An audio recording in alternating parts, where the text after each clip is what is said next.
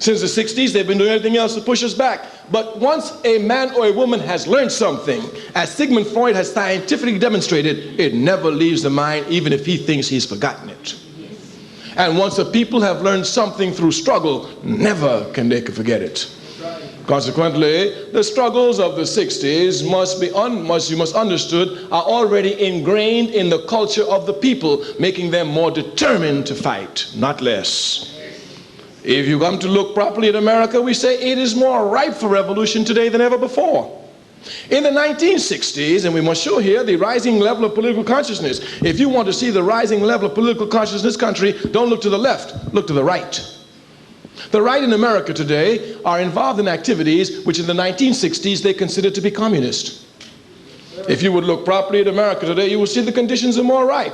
In the 60s, the progressive forces were facing the government and the right wing, which were fighting for status quo. Today, the right wing is not with the government, it's against the government, it's fighting the government. You have the right fighting the government and the left fighting the government. The possibility of change becomes easier, even though the right is not fighting for the same change the left is fighting for. That's understood. But the fact that both of them are fighting against the government makes the possibility of change much easier. And we say if you want to see the rising level of consciousness, look to the white right in this country. Where they disagree with busing, they burn buses. Where they disagree with abortion, they bomb clinics. Thus, they themselves have come to demonstrate the use of violence as a potent force in arriving at a political objective. Everywhere, the conditions for revolution are more ripe today than ever before. And in all of this is, of course, the rising consciousness of the people. The younger generation of Africans in this country, the youth, really believe that everything in America they have a right to. They believe it as a result of the struggles of the 60s. When they come up against a wall, there's going to be a serious explosion in this country. That explosion cannot be a repetition of the 60s. Indeed, history never repeats itself, even though bourgeois scholars never stop harping this song. Nothing repeats itself. But people, however, can repeat their mistakes, yes. And of course, once you repeat a mistake, it is more grave than the first time around.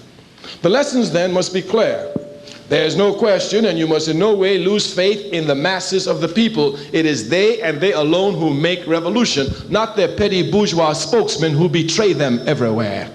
And the conditions of the masses are worse today than they were in the 60s. These masses must have change and will have change by any means necessary. The final point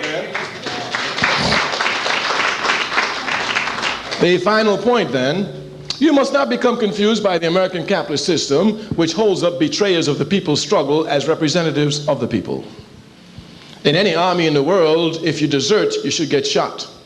It's a law. Certainly you must be shot. And if you volunteer for an army, you should be shot twice. Of course. Of course. You volunteer for the people's army. The people go to fight. They're ready to fight. You say, I'm leaving. What do you mean you're leaving? But if you will look at our struggle since the 60s, you will see nothing but betrayals by the petty bourgeois elements in our society. The African bourgeoisie is the most corrupt bourgeoisie in the world. In Africa, they seek luxury in the midst of mass suffering. There are more Mercedes in Africa than in any other continent in the world. In America, as soon as they arrive at a position based on this blood of the people, they snatch that position and run away from the people. But you must not think that they represent the people. They only represent their opportunistic self, using the people every step of the way. So you must not be confused. It must be clear then, for the 60s, the class struggle in the African Revolution must be more ruthless and uncompromising than in any other revolution.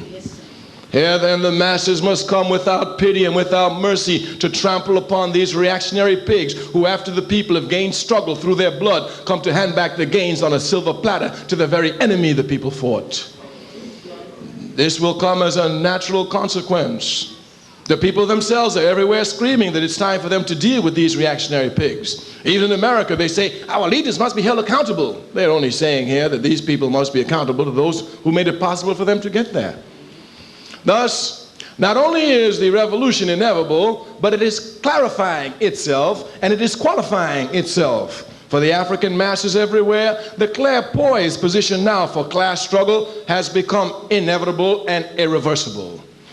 The petty bourgeoisie everywhere will be running for cover, but the masses will spare them not.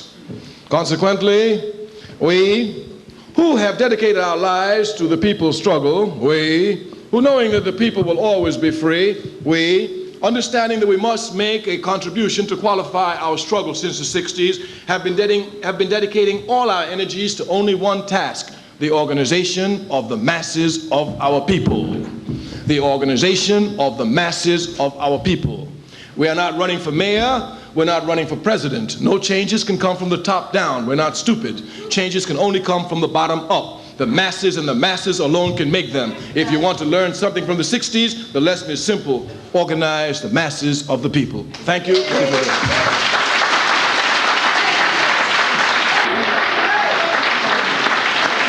Mr. Kwame Ture.